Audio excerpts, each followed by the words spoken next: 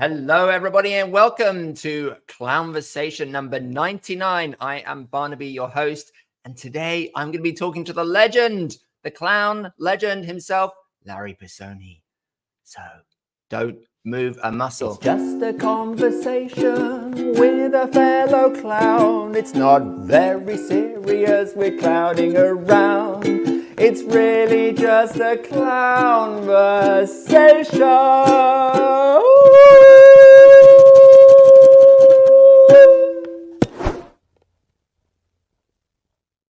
Welcome, everybody, to number 99. It's so exciting. We're almost at 100. And today I'm talking to Larry Pisoni, who I'm going to introduce in just a moment. If you're new to the Clown Spirit family, you're so welcome. Please hit that subscribe button.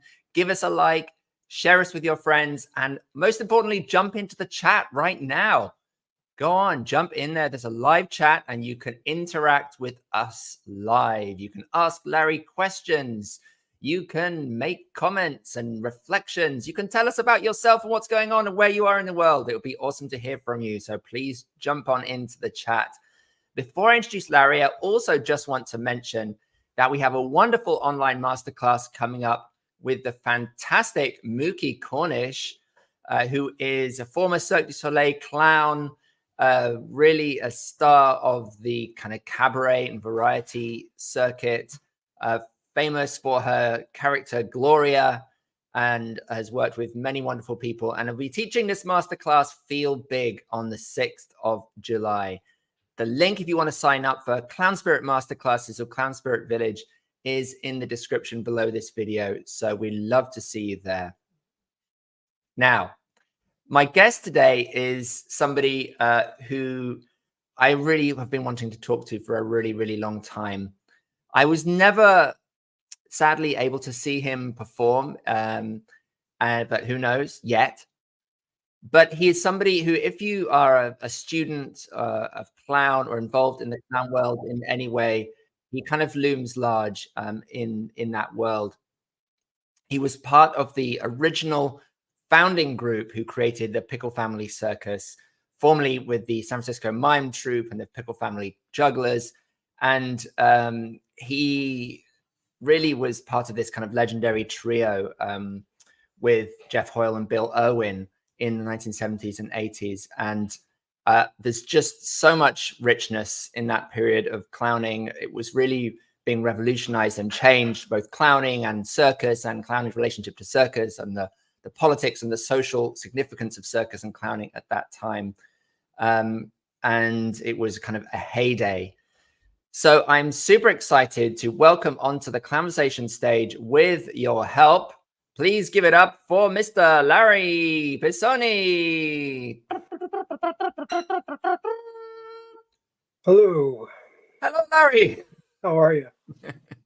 I'm good. Welcome. Thank you so much for coming on to Clown-versations. Well, thanks for inviting me. It's so awesome to meet you. And you know, I know that you're just a normal, human being, just like the rest of us. But I just want to pay homage because you are very influential in many of our lives. And so thank you for your work, and thanks for just making time to come on and share that with us today. Well, thanks. Like I said, thank you for inviting me. And as far as I can tell, I am still pretty ordinary. Yes. One of the things that it's having to interview you has kind of re-interested me and brought me back to this wonderful book, which I imagine many of you have either got, who are watching, or heard of. It's a fantastic book, Pickle Family Circus. And it's just kind of like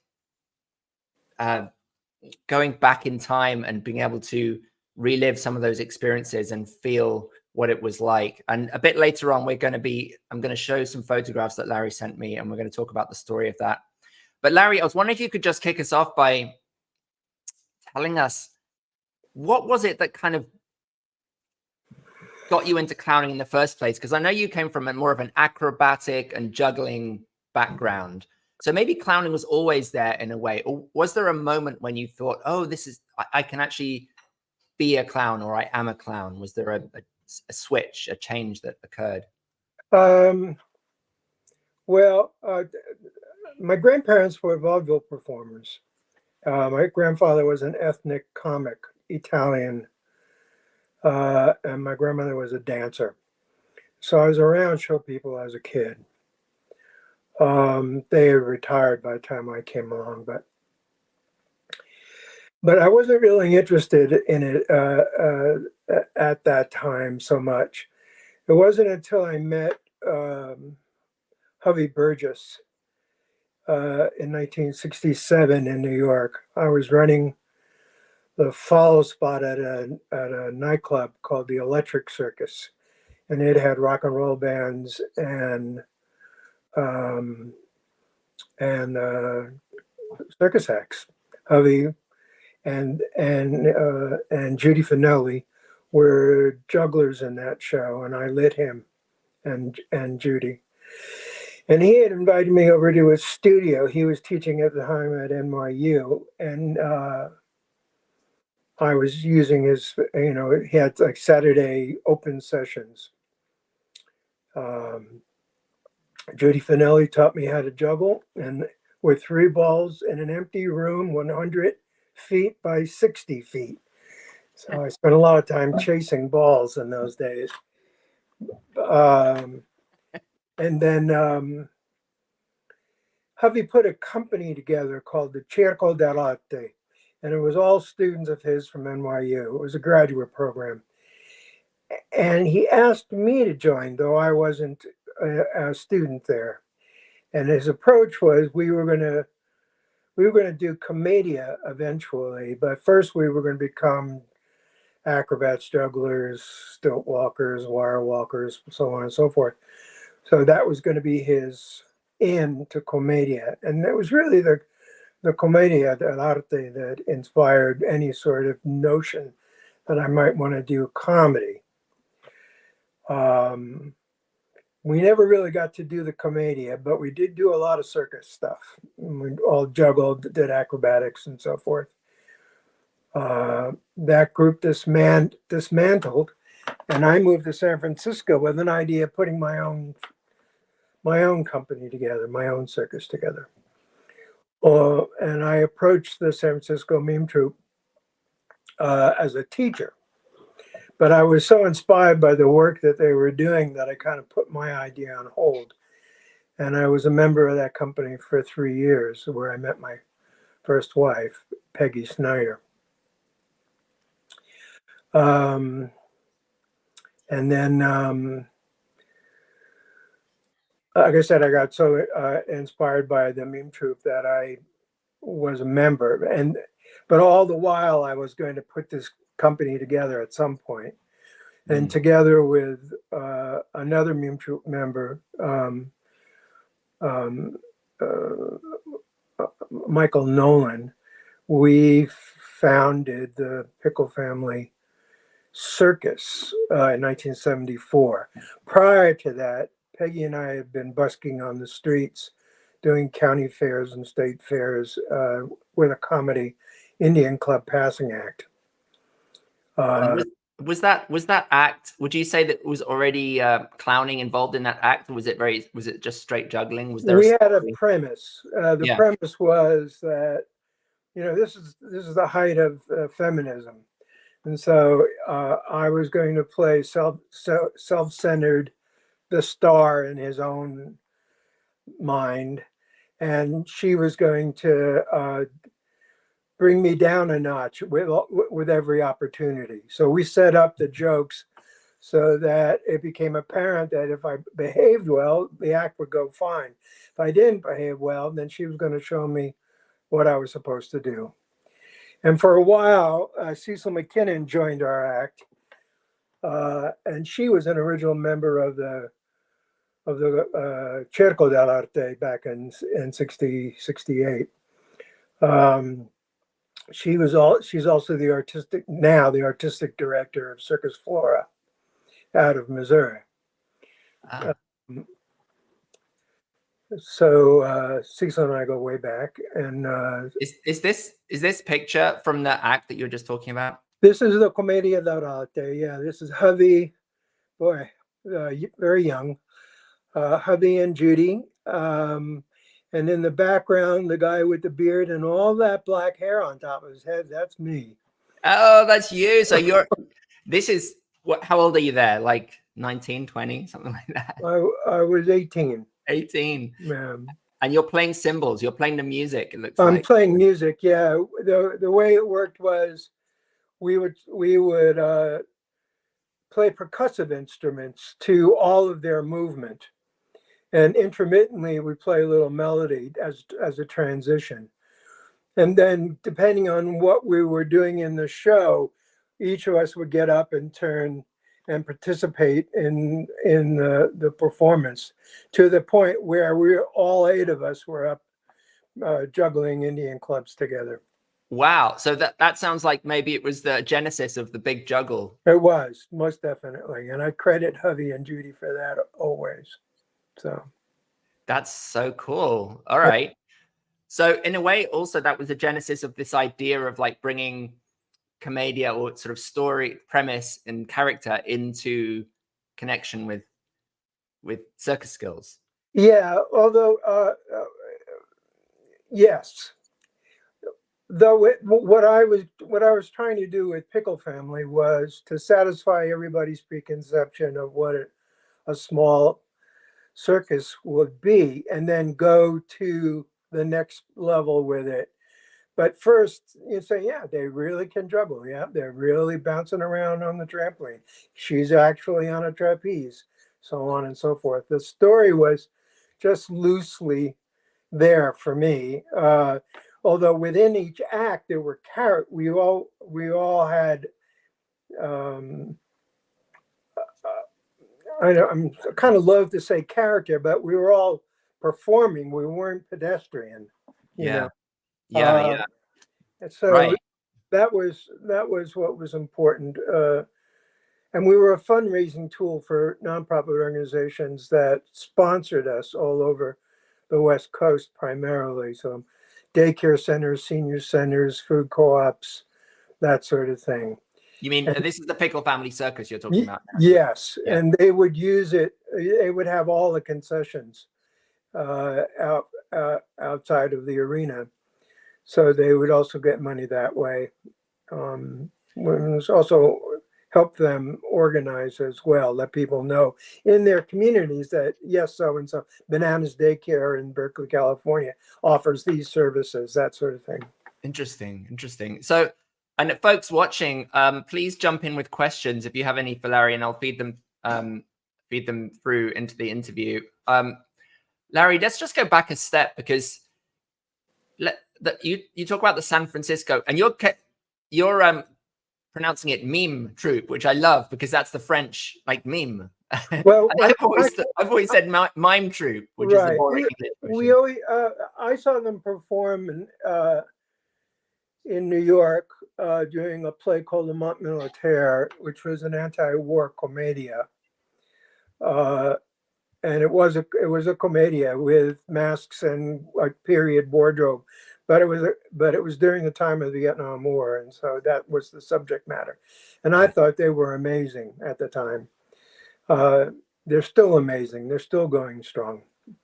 So there was a very, very political aspect to them. And then when you moved to the Pickles, did you want to take that with you, that political activism, or was it in a way to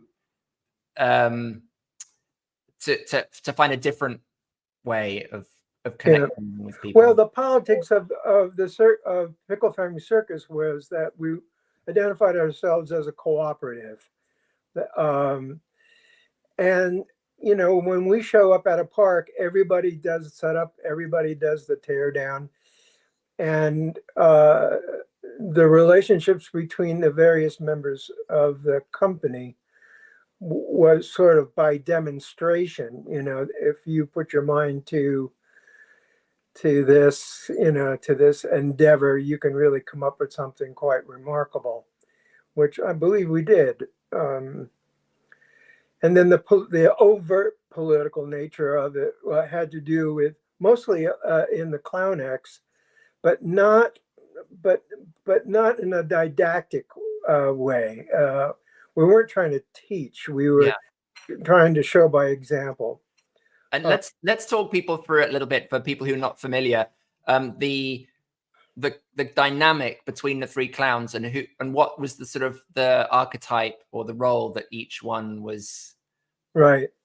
Well, it was an interesting combination because Jeff Hoyle was definitely the Auguste, and at the time when we first started off, I was still doing the juggling act and in the acrobatics act, so I wasn't actually in clown makeup.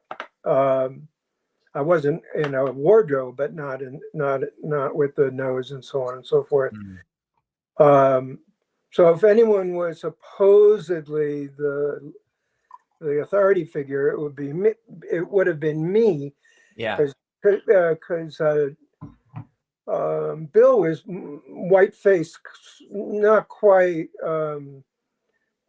Pierrot, but ethereal nonetheless. We had been described as Bill was air, Jeff was fire, and I was earth. And it sort of, from that standpoint, made sense. I mean, I was the grounding influence. And then when it was just Jeff and I, then I had various roles that I played, from Gristle, Mr. Sniff's manservant, to a Auguste, you know. So and nominally, your character, Lorenzo Pickle, was the boss. He was the leader. He was, for the sake of continuity, the dynamic between Jeff and I was he was the boss and I was the servant. So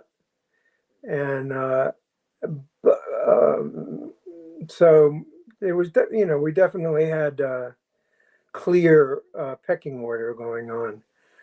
It wasn't as clear with the three of us. I never thought. And we did two routines actually. We've only did two routines, all of us together. It was the three musicians and the moving man routine and in the circus. And then we did various shows outside of the circus together. A show called Loose Ends, where we each did a solo, and then we did a trio together. And that was the case with another show called 3 High, which was more like a review. We each had solo pieces strung together with transitions with all three of us, with running gags and so forth. This is the three of us. Was this one of those review shows that doesn't look like it's in the circus? This looks like it's on a stage. This was rehearsing three musicians. So this was in a rehearsal studio, and Terry Laurent, who took all the pictures in the book you have, was taking press pictures here. So the premise of Three Musicians is that we all came out. We each had a chair, and for one reason or another, the chairs betrayed us. One had a breakaway bottom, another completely broke apart when we sat in it, and then all three of us would try and sit on the one chair together, only to fall backwards and do an acrobatic move to get on our feet, and then we have no choice but to play the tune and get off stage, as it were. That old mummers play notion: say your line and get off stage. Oh, I love that you bring the mummers in there. That's a cool reference. There's a question here. I'm going to put it up on the screen from David. Can you please give us an idea what was it like creating material with Jeff and Bill? Yeah, take us into that process. It was joyous. I mean, we all have individual strengths different from the other. And then, but we all came from a theatrical background. So it was easy to talk about geometry and timing and we all were subscribers to the notion it's the person who makes the other person on stage who you really want to be with, So we were all trying to set each other up, as it were, for the next thing in the rehearsal process. And then in performance, we had each other's backs. Our method was we always figured out what the ending was first. And then work up to that. How do we get to that ending image or that ending activity? And then if along the way we come up with a better idea for the ending, then we would try it. But most of the time we stuck with what we were going for. So that leads me into this other question of David's, which is, did you work from scenarios, improvise much, or write together, or all? We had the broadest of scenarios, 3 musicians, what happens? We had the moving man routine was this widow had her departed husband's ashes in an urn, and what it was, and we had this big gigantic urn, and it was all Lazzi around, almost dropping the urn, almost breaking the urn, tossing the urn from one to the other. And then and the final image was it led right into like a chaotic acrobatic number, moving all the stuff that had to be moved. So you're all incredible, or particularly you, incredible acrobats. And this picture I find quite extraordinary. Is that you? It is me. And you look like you're about to break your back. This was from the Popeye movie. Oh, wow. This is leading up to the fight, I think. I don't remember exactly, but the Robert Altman wanted some kind of a dynamic transition, and I think that was it. I said, well, let me show you something, and I just did the move out of a walk, and then wait, Larry, can you just demonstrate the move for us, would you? Yeah, I'm doing it in my mind right now. You could almost do it with if you had like a little doll or a little. It's called a 108 because they didn't. It's a move that Ben Turpin made very famous on the silent pictures, and it's a move from vaudeville as well. And it's a 3/4 somersault on, not exactly onto your back, because I'm breaking the fall with my hand there before I land, and I'm also, one of my legs is about to go out straight. I'm going to slap it on the floor before I hit as well. It's a really extraordinary move and a very extraordinary photograph, in fact. I mean, whoever took that photograph is a genius, because they've captured the moment and the movement. Yeah, I wish I could remember her name. She did some really wonderful work on this. You can really see that arm coming out that's about to break your fall. Yeah. But it also looks dangerous, and but it's not dangerous because you've done it a million times, and you were. Yes, I've done many times, but doing this move alone, I told him this, for this to come out of nowhere didn't make any sense. So I was carrying a load of plates down a flight of stairs, And Michael Christensen, with whom I had been a juggling partner years and years before, he was playing the cafe custodian. He had been mopping the stairs while I was up collecting the plates from Bluto. So I collected plates. He's mopping the stairs. He set me up. The stairs are slippery. I get to the bottom step. I launch the plates and I take the fall. So it all made sense as to why Chico would fall at all. So. Oh, that was your character name? Yeah. That's what they decided on. So. There is a hang on, if I can just juggle this a second. Another picture which is somewhat similar, or it looks like the same move. It is the same move. Yeah, they caught it a little earlier there. My hand isn't quite down yet. And looks like you're doing this for a photo shoot or a video. I am doing it for a photo shoot. Yeah. This was for, I believe we were taking photos for that show, 3 High. Speaking of 3 High. Yep, this is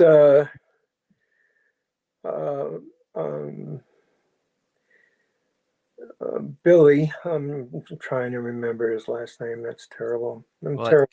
Yeah, and Gypsy is on top. My stepdaughter. That's Gypsy up there. Wow. Yeah, and spotting Sando Counts and Wendy Parkman.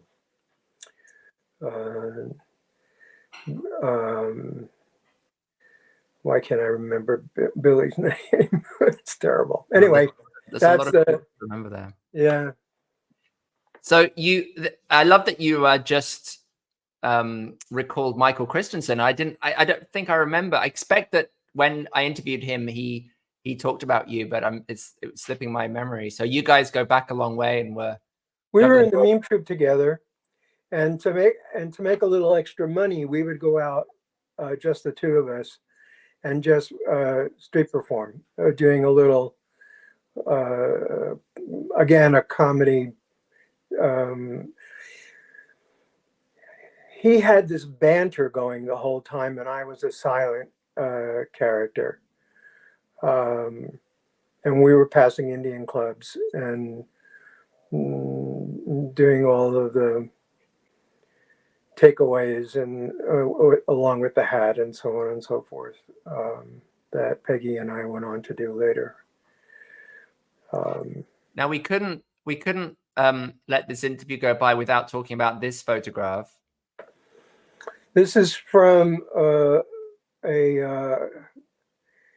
new vaudeville festival, part of a new vaudeville festival at San Francisco State University. And it was a night of clowns. And so. I mean, it's an incredible group of people here. There's you with your son. Yes, Lorenzo. There in the back. Looking like he's about 20. Yeah. George Carl. Yeah. Jeff Hoyle and Bill Irwin. And what a group of people. It was a very interesting group. It was an interesting show. It was one night only. And we had a complete band. We had the Pickle Family Circus band, who were wonderful. They did a wonderful job. And were you able to watch the other acts, or were you backstage waiting? I got to watch George work, and I got to watch Jeff work. Jeff was doing a body rebellion routine where he's wearing that long coat, and his hand takes on another character. It's a puppetry almost. He also, in that coat, he did the three-legged dance. This was years and years and years ago. Gosh. He also had hair on top of his head. Look at that. It's kind of interesting because he looks like he's a Mr. Sniff character, but in that picture, but without the nose or anything. And it's kind of cool that you can just see his actual face, because normally we see it with that big nose, Right. and it looks like a very contemporary, modern clown, look. It was No very makeup eccentric. at all. Yeah. And it's a beautiful, and your face as well. Oh my goodness! I mean, everybody in that picture has the perfect expression. It's very dynamic and sort of transparent. Well, thank you. It was quite the night. We were all of us were just over the moon that George came and did this with us. He was a hero to us all, and had been for quite some time. And he couldn't have been more gracious and lovely. Did he do his kind of typical act, or did he? He did. Different. He did. Yeah. He did the his hat stuff, and finishing up with the harmonica. But more importantly, I think for me, the memory is at the beginning of the show, I'd set up this notion of falling into the pit, have a running gag of falling into the pit. We had a crash pad down there, and I opened the show in a tuxedo without makeup, and welcomed everybody and so on and so forth. And I'm talking as I'm crossing the stage, and I get to the podium, and I emphasize a word, and the podium just falls apart as a breakaway podium. And then in the routine that I did with my son, I end up falling into the pit, and my son falls into the pit. So at the end of the show, we had like 4, I think, callbacks, with applause, Yeah. We weren't going to do anymore. It was a long show, but we just kept coming back, curtain calls. Finally, I made the call. We had to get out of the theater, So I go to the pit, and I fall in the pit. Jeff follows suit. Bill follows suit. Lorenzo follows suit. Avner falls in the pit, and then out comes George, and he walks to the edge of this. He walks to the edge of the stage, and we were just going to catch him if he was going to jump in. He turns around, puts his toes on the apron of the stage, and does a backflip. And we're there going to catch him, and we did catch him. Wow. He was easily in his late 60s at the time. Wow. What an amazing thing. It was the only way it could have ended. It was good. Oh my gosh. I mean, the moments like that are just unique. I mean, every moment is unique. I wish there was a video of that. I don't know. We couldn't get a video of it for legal reasons, but yeah. Well, it's just memorialized forever in people's memories and minds now. Even better. Even better. It's probably better. So let's have a look at this one. Now, is this the big juggle at the end of the show? It is. Yeah. We are. Again, for people who don't really know what the significance of the big juggle, it was a very iconic thing. It was the last thing we did in every performance. And and some of the people, it's mostly the performers, but it's also the people who were moving props. And eventually it became 2 of the band members as well. So it was like, everyone participated. We were waiting on the other globes. So eventually I had everybody on a globe. And we're all doing this together. So you're in the middle, you're receiving, and somehow it's a big feed. It's I start at one end, and I work my way down, work my way back, work my way down, and then we all finish together. So so this kind of leads me into a question, I guess, which interests me, Larry, which is that around the working relationships, because there is a sort of idealistic intention behind, as you mentioned earlier, everyone everybody being equal in the circus, everybody working to set up and break down, and everybody being paid equally. Was it like that behind the scenes? Like, did everybody get along, or was there? Yeah, mostly, you know, there was people settled into various specific jobs. So, and then if your job ended, or if you got your job done earlier, then you go up and ask someone if you can help them finish, like putting up the canvas. We didn't have a big top. We had canvas walls, kind of an homage to circuses of old, sort of. Anyway, it was an open air thing. So we had canvas all the way around and bleachers that we all put up. You can see that really sort of in this picture. The canvas. Yeah, the canvas, and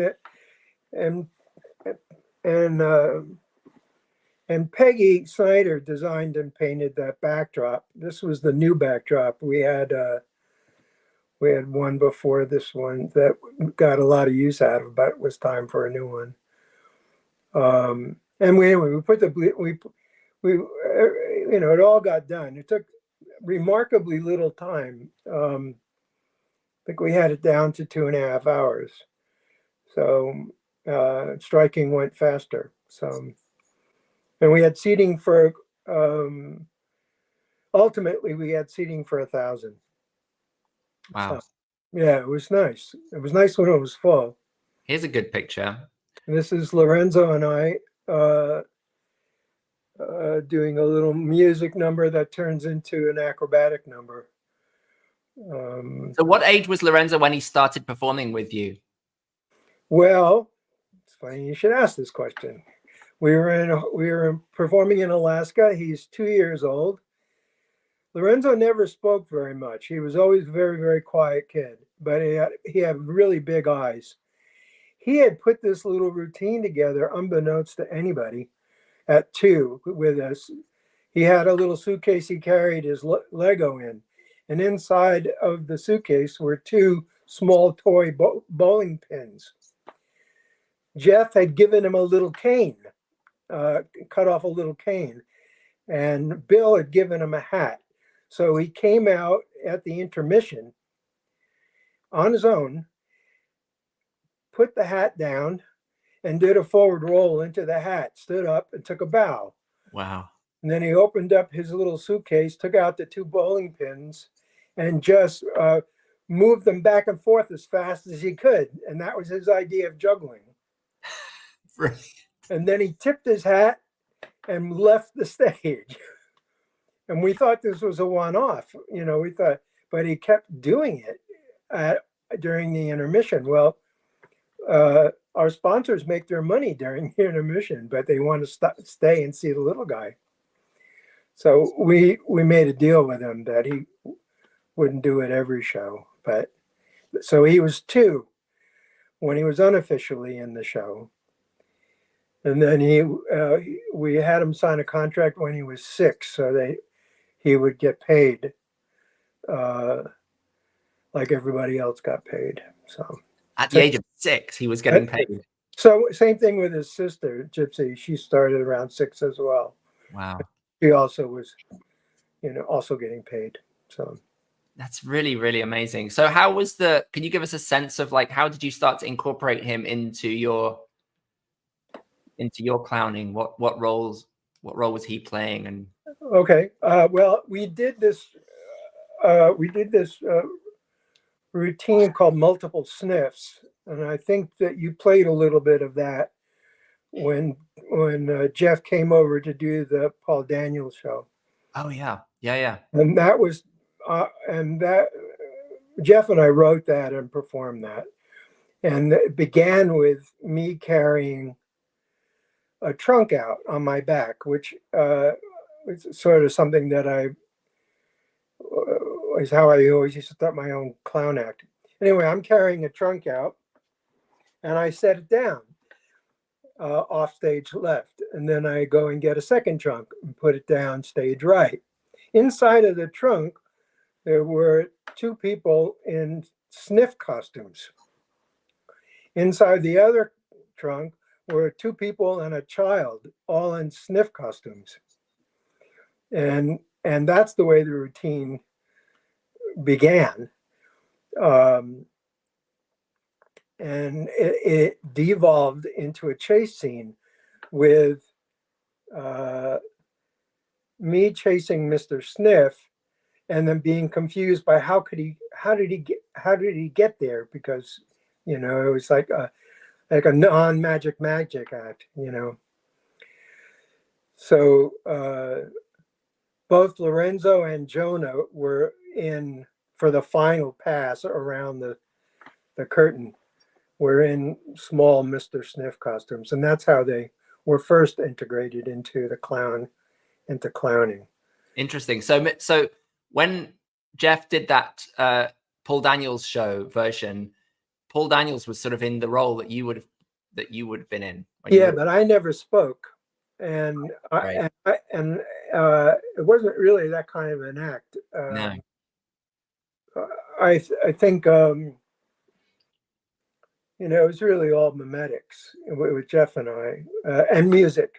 And we had one thing about Pickle Family Circus is it had an incredible band that not only played music, but also the percussionist played to the comedy of the clown acts.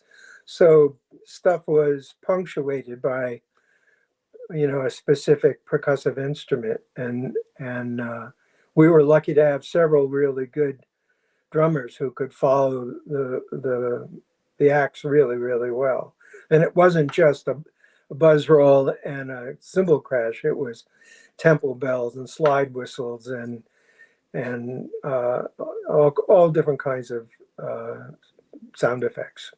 So I want to move to this, but because I want to make sure we talk about your work post Pickles, and this was a circus that you created after the Pickles, right?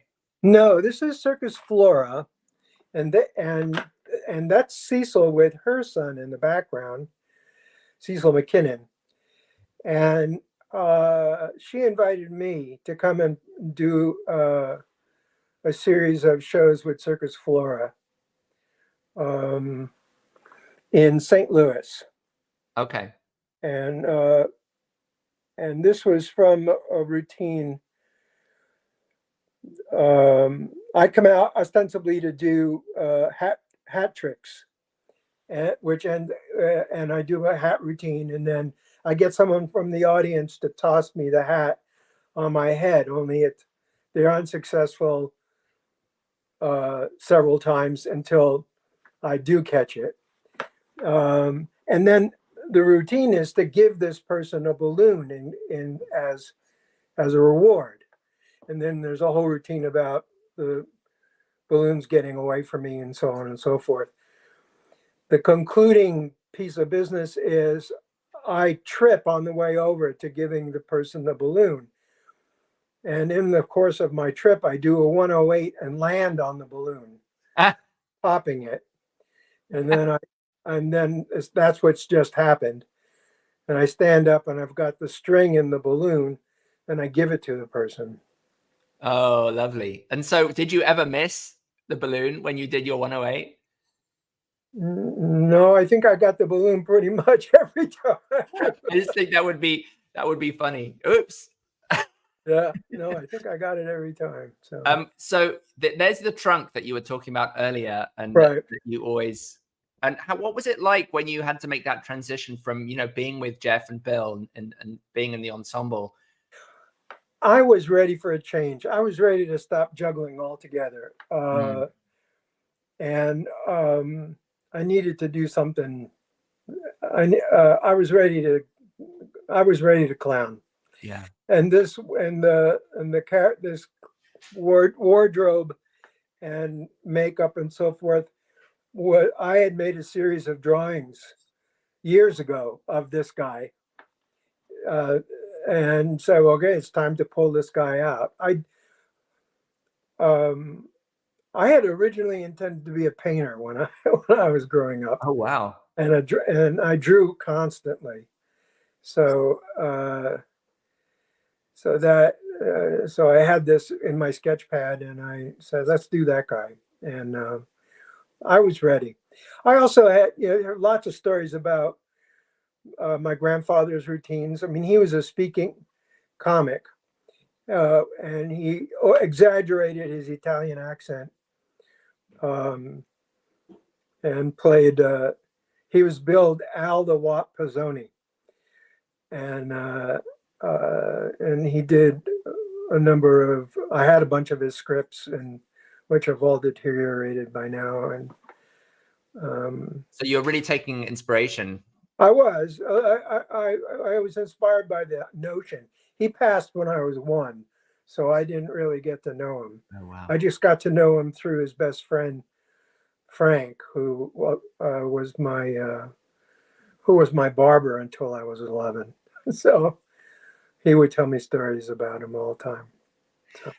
So this is a sort of a big leap, really, to the next, to something a lot later. But because of time, I really want to make sure we talk about this. This is a show, I think I'm right in saying that you did around 2001, 2-ish, something like that. Could very well be. I'm terrible. My age is showing here. I don't know. Yeah, this is from a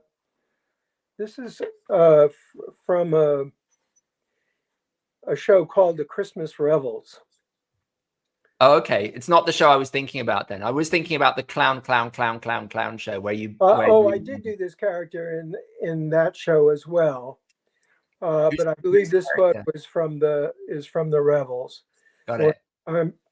They had written a script for a fool, and I didn't want to do Cap and Bells.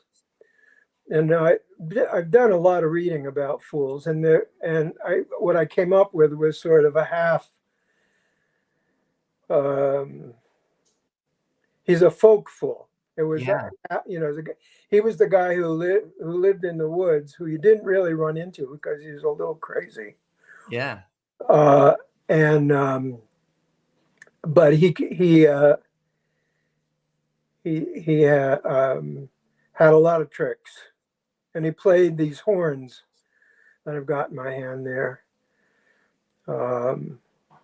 This is part of a piece that I would do at the beginning of the show, which I call the blessing, which is a kind of a combination of preparing the stage for action, as it were, where I run around in circles, blowing to the 4 directions and throwing confetti up.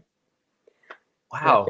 So that sounds like a ritual that almost sounds reminiscent of Native American ceremony, speaking, calling.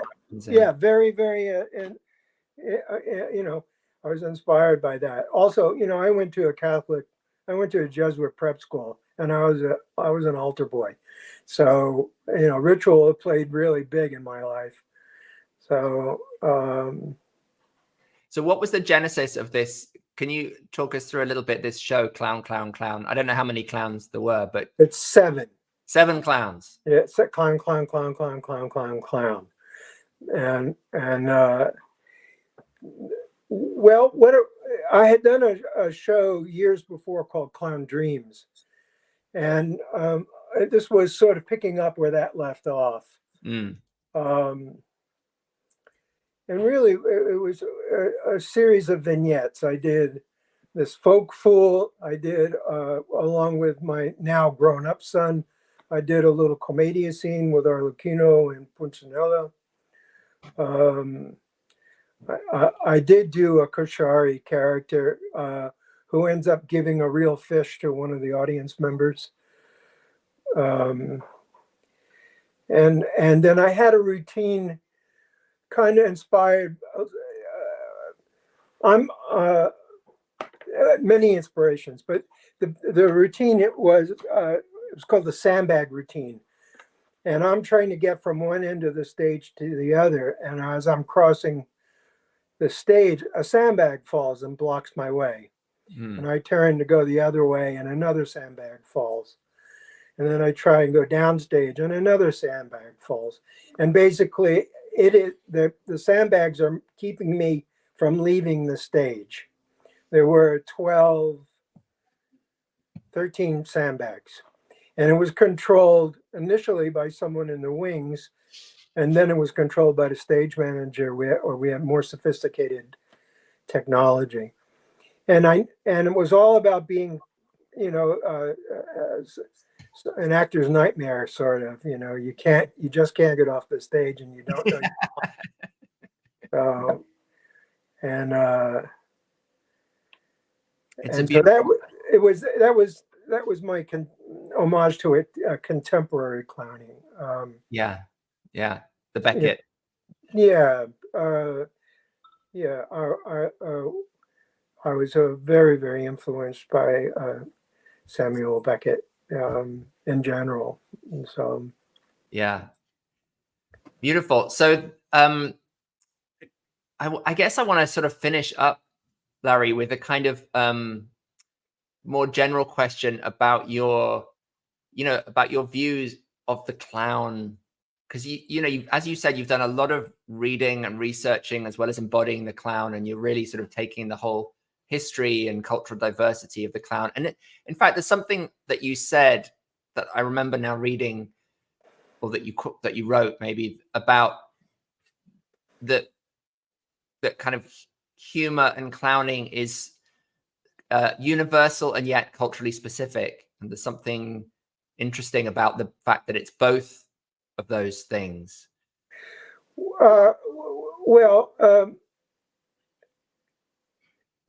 It's universal from the standpoint that all cultures have clowns in one form or another. And to the degree that you are you are knowledgeable of your audience, then it becomes specific. So and culturally specific. I don't really work for everyone. Wants someone, you say, oh, you've clowned, you must really love children. Yes, I adore children, but I don't work solely for children. I work best for a mixed audience, from the smallest child to the octogenarian. And so you have to find those moments that work well for everyone who's in the audience. More importantly, I think that when you're making a clown act, it's an act of generosity. So you have crafted this event for these people, for your audience's life, and hoping that it's received in the spirit that you're delivering it. It should be from being very generous with yourself, very generous with those that you're working with on stage, and most importantly, being generous with the audience. And I think you can't really get away from that. I'm reminded of your interview with Skye DeSella. I had seen a video of her shortly before that interview, and I know Skye was an apprentice in my show, and then an aerialist. And I'd never seen her clown before. I'd seen this one video, and I thought she was just a delight. And she epitomized that generosity. She was just so lovely. And well, speaking of generosity, this is maybe a nice image to finish on here, because I just feel like that captures that sense of generosity. That excitement, the exuberance to just be in front of an audience. Yeah. Well, that's what I'm playing there. I get to do this again. So, Larry, are you? I know that you've done a lot of teaching as well. We didn't really get into that, but briefly, what are you still teaching, or have you stopped that? Is that? Yeah, I'm pretty much retired. I have a really bad back, and I'm careening to my 75th birthday. I'm kind of tired.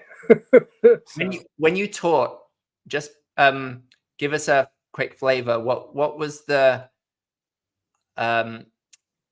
was there an exercise or a skill or something that was like the centerpiece of your teaching that characterized yeah, you? I think the exercise that I would do first with everybody, I think it's essential, and it turns out to be for some people almost impossible, but others get it right away. I have a small flat set up, and I ask each student one by one to go behind the flat, and when they're ready, come and stand center stage. You don't have to do anything, and just take us in. You don't have to do anything. I emphasize that. And the purpose of the exercise is to just stand still. Don't do anything. Just be. And for some people, this is very, very difficult. But it's the power that you have in of yourself without all the accoutrement, without your nose, without the funny clothes, without any material at all. All you're doing is standing. That exercise, I think, is key, because that's your zero. That's where you go from there. If you don't know how to stand still on stage, all the movement in the world is not going to help you. So that's a really, really wonderful note to finish on, I think, Larry. I think it's wonderful to hear that coming from somebody who is also such an incredibly skilled mover. Well, thank you. I was a good mover, but yeah, that standing still is so important. So yeah, as a starting point, I couldn't agree more. Larry, thank you so much for all your insights and stories. I'm sure there's a lot more that you'd love to talk about and stories you'd love to tell us. Is there anything before we go that I want to give you some space in case there was something that you wanted to share that I haven't asked you about, I guess? This is going to sound trite, but I think if you're someone who's interested in clowning because you want people to love you, you got the wrong idea. You want to do clowning because you want to love them. And that's the most important thing, I think, is it goes back to that generosity notion, you know. Sorry, I'm going to have to squeeze one more thing in here because Bradley McDevitt has just said, ask him about think fast, move slow. Buster Keaton. Some people say he said it the other way around. I think it works either way. But if you watch Keaton work, you know, he's already 5 beats past what he's doing. Right. He knows where he's going to be. And he like Jeff before me, and I'm sure if you speak to Bill at any point, he was a principal model. You know, I'm not a Buster Keaton physical type, but I learned so much from watching him work. And I've watched everything, commercials and all. So yeah. Larry, thank you so much for this lovely interview. Really, really appreciate it. You're getting a lot of love now in the chat. Well, I'm sending it back. A lot of people saying thank you so much. Bradley says, so good to see your face again. My memories of our work together in Hong Kong are some of my favorite performance memories ever. Thank you. And I love you. And thank you for the gift of your mentorship. Oh, that's sweet. Yeah, I couldn't have done the show without him. And he knows that. All right. So wonderful. Okay, Larry. Well, I hope we can stay in touch and maybe do another one. And good luck with everything.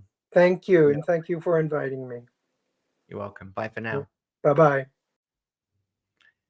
All right, folks. Thank you for joining me for yet another Clown-versation. The 99th next week is going to be number 100, folks. And I'm going to be with James Donlan and Karen Hoyer. It's going to be a double. Both of them are hosts of the Radio Mime Show, which is, as far as I know, the only other sort of clown-related podcast out there. So it's going to be cool to kind of share our experiences and stories over the years of doing that, as well as finding out about their own clown lives, of course. So thank you so much, friends, for joining me for another Clown-versation. See you next week. And of course, as always, keep clowning.